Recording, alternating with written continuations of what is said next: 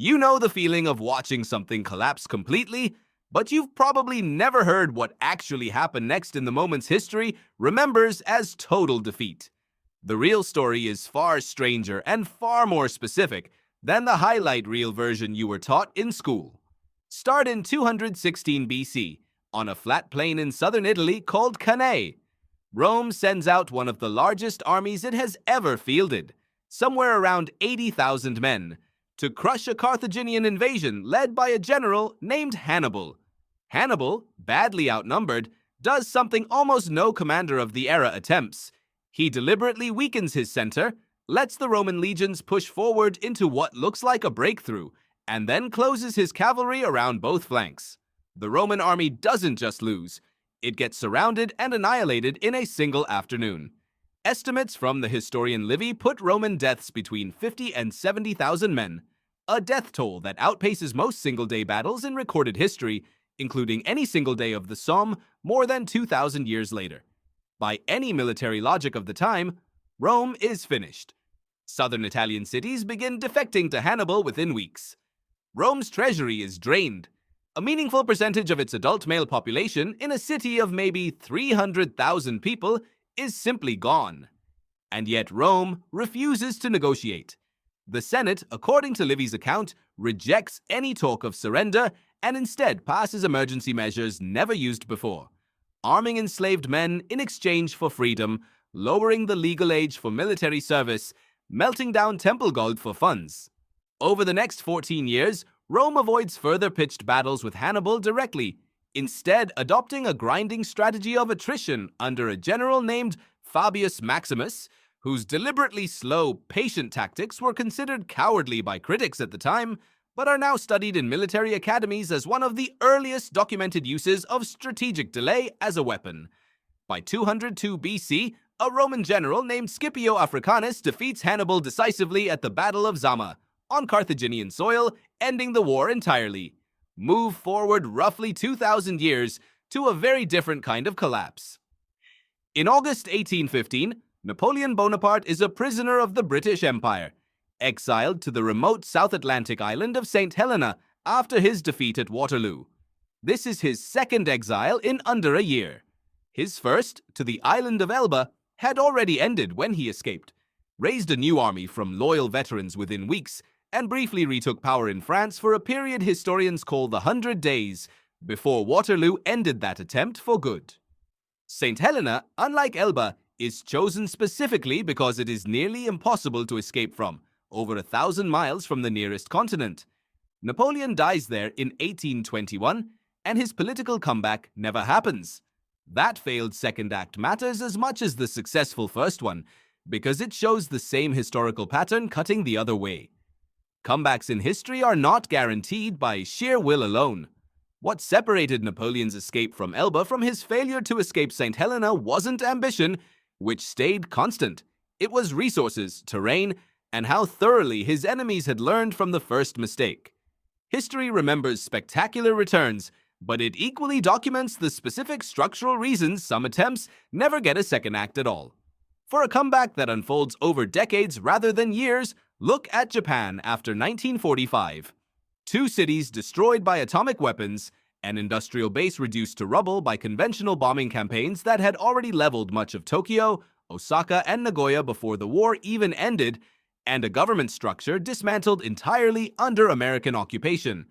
Most economists studying the immediate post-war period, including analysts working for the Allied occupation government itself, expected decades of stagnation.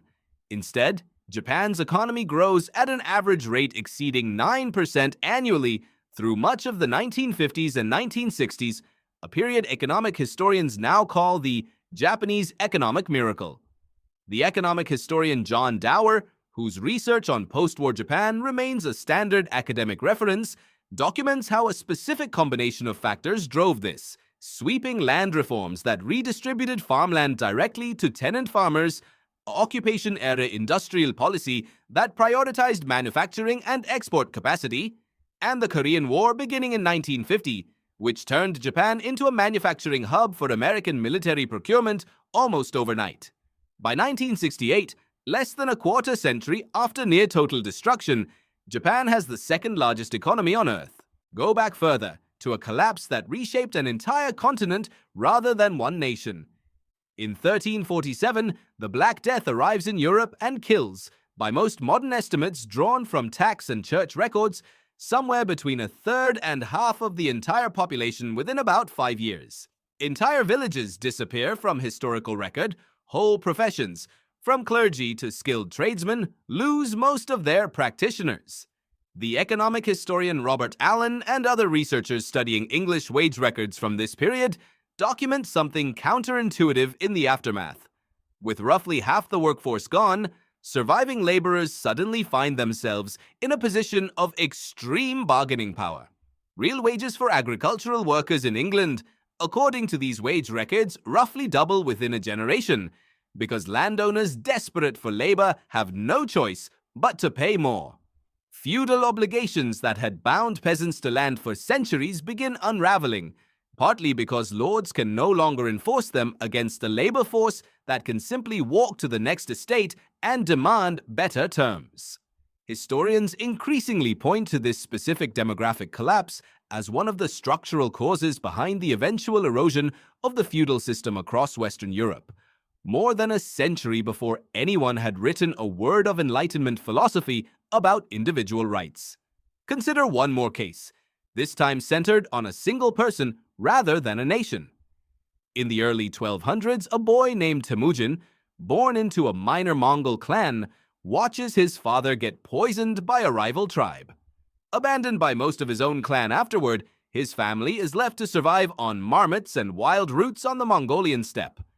As a teenager, he is captured by a rival group and forced into a wooden yoke used to restrain prisoners, before escaping with the help of a sympathetic guard.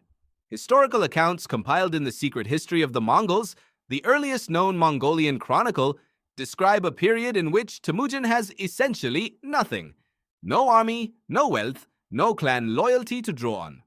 By 1206, that same boy, now known as Genghis Khan, unites nearly all the nomadic tribes of the Mongolian plateau under a single command structure, something no leader had achieved in that region before. Historian Jack Weatherford, whose research on the Mongol Empire draws heavily on the secret history alongside Chinese and Persian sources, documents how Genghis Khan restructured Mongol society specifically around loyalty to command rather than bloodline, breaking apart the old tribal hierarchies that had once left him abandoned and rebuilding a meritocratic military structure in their place. Within 70 years of his death, his descendants control the largest contiguous land empire in human history, stretching from Korea to Hungary.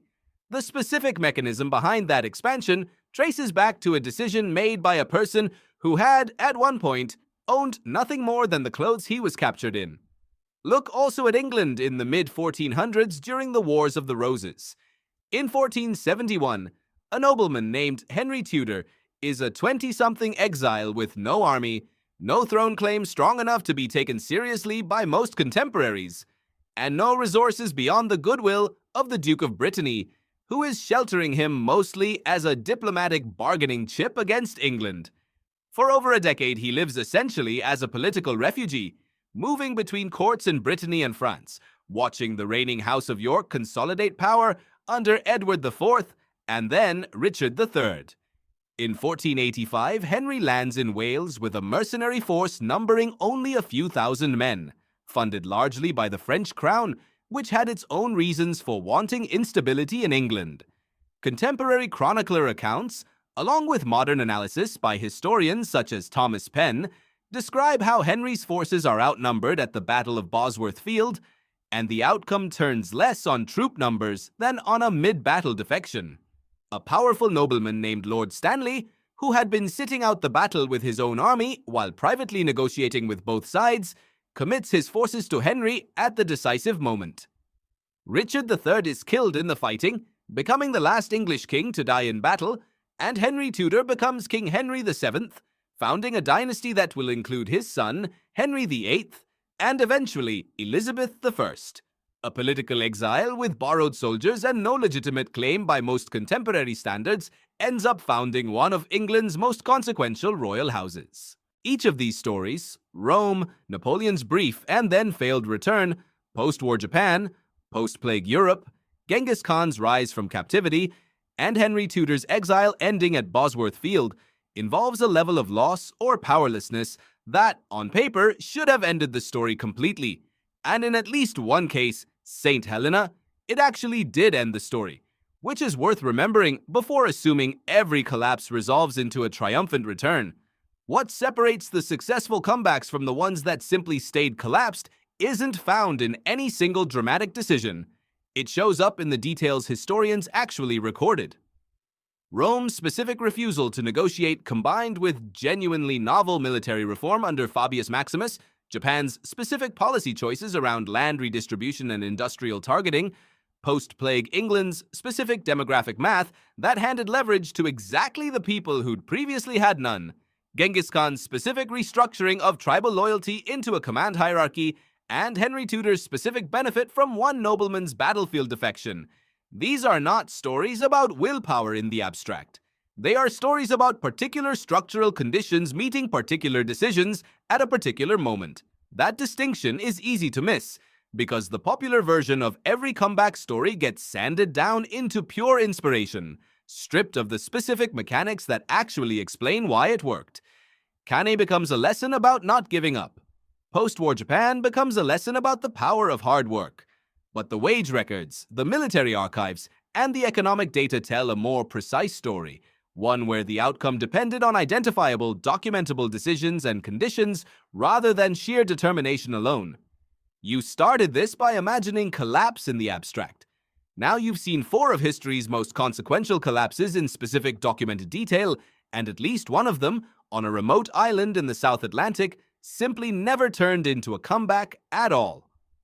Like and subscribe for more stories like this.